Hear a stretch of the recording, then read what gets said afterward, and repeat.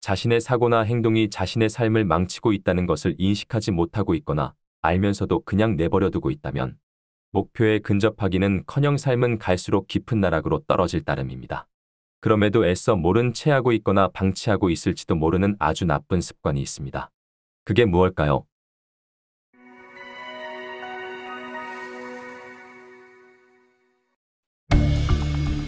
여기에서 이야기하는 것은 저와 그리고 저의 지인의 경험을 혼합각색한 것입니다.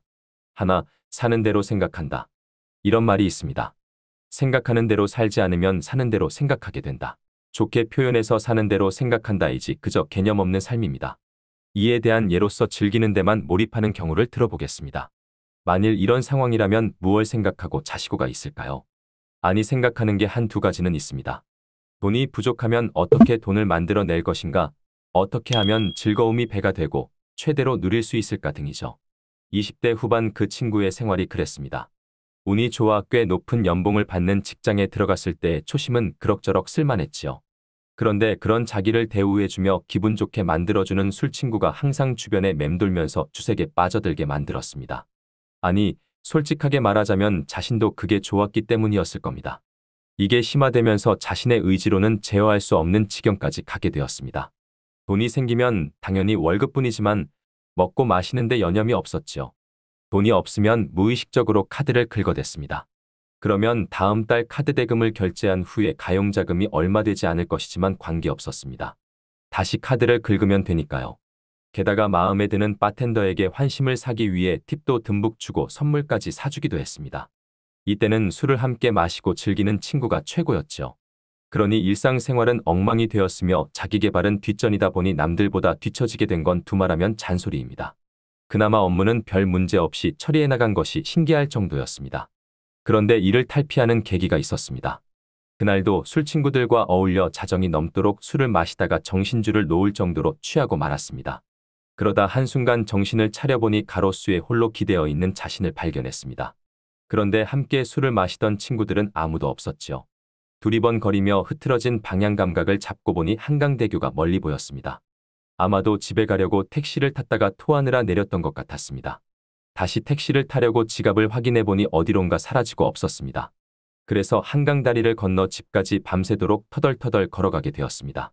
그는 새벽길을 걸으며 정신을 가다듬고 결심했다고 합니다. 금주, 금연과 동시에 생활 습관을 완전히 뒤집기로.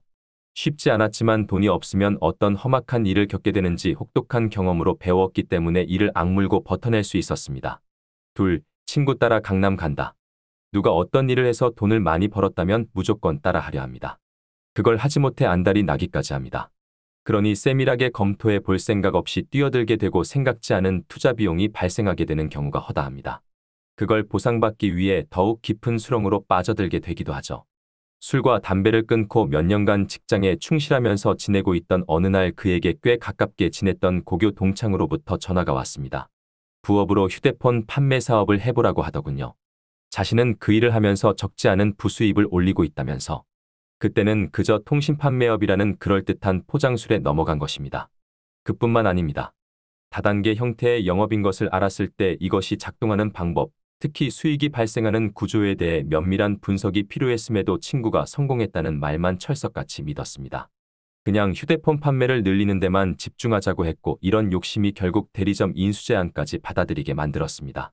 하지만 이게 더 큰 손실을 부르는 함정이었음을 깨닫는 데는 오래 걸리지 않았죠.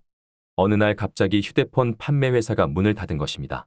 그동안 투자한 자금은 어떠한 보상도 받지 못한 채 허공에 뜨고 말았습니다. 그렇다고 친구를 탓할 수도 없었습니다. 친구는 선의로 추천을 해주었을 따름이었고 또한 오랜 기간 그 일을 해오면서 실제 돈을 벌었으므로 추천을 해주었을 수도 있었습니다. 다만 그가 이야기를 꺼냈을 때 제대로 검토하지 못한 자신이 전적으로 잘못한 것이었기 때문이죠. 셋, 자존감 쥐뿔도 없이 자존심만 내세운다.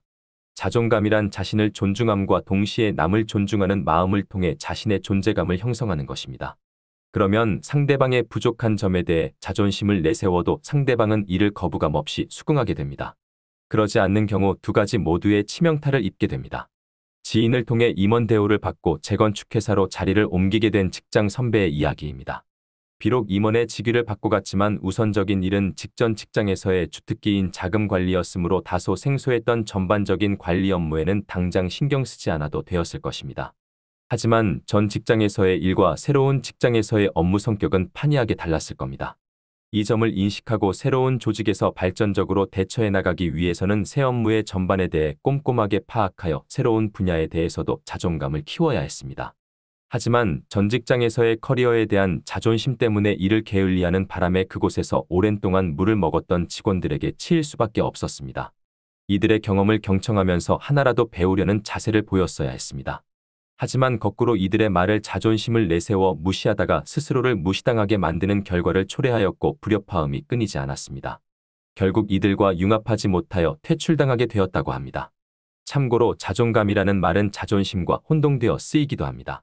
자존감과 자존심은 자신에 대한 긍정이라는 공통점이 있기 때문이죠. 하지만 자존감은 있는 그대로의 모습에 대한 긍정을, 자존심은 경쟁 속에서의 긍정을 뜻한다는 측면에서 다르다고 할 수 있습니다. 우리가 잘못하는 것들 중 제일 나쁜 게 있습니다. 일을 하다가 진척이 안 되면 안 되는 이유를 찾으려 하지 않는다는 점입니다. 자신이 분명 잘못해서 일이 잘못됨에도 똑같은 방법으로 계속 시도하는 우를 범하는 경우가 제법 많습니다. 남들이 잘못된 점을 지적해 주어도 잘 듣지 않지요. 이런 걸 아집이라고 합니다. 아무짝에도 쓸모없는 것이죠. 만일 여러분이 그렇게 느낄 때가 있다면 아인슈타인의 유명한 말을 되새겨 보도록 하세요. 똑같은 방법으로 계속 시도하면서 다른 결과를 기대하는 건 바보가 하는 짓이다. 이는 아집 때문으로 인하여 사고의 영역에 문제가 생긴 탓도 있습니다. 생각하지 않는 사람은 세상을 자기가 보는 것만 보게 되며 자신의 내면조차 제대로 인지하지 못하는 경향을 보인다고 합니다. 생각하는 사고를 거치지 않은 정보나 지식은 체화되지 못하고 빠져나가기 때문입니다. 마치 손으로 모래를 잡으면 손가락 사이로 주르륵 미끄러져 내리는 것처럼 말입니다. 이는 세상의 갖가지 면을 올바르게 인식하는 것을 방해하며 자신의 존재감을 희박하게 만듭니다. 어찌 보면 이런 것도 우리가 직면하는 중요한 문제, 다시 말해 자신의 인생을 조지게 하는 근본 원인을 제공하지 않나 하는 느낌도 듭니다. 따라서 위에서 언급했던 세 가지 악습을 타파하기 위해서는 쓰잘데없는 아집을 버려보십시오. 여러분의 삶이 갈수록 모든 사람들이 선망하는 수준으로 오르기를 기원하면서 오늘도 제 채널에 참여해 주신 모든 분들께 감사드립니다.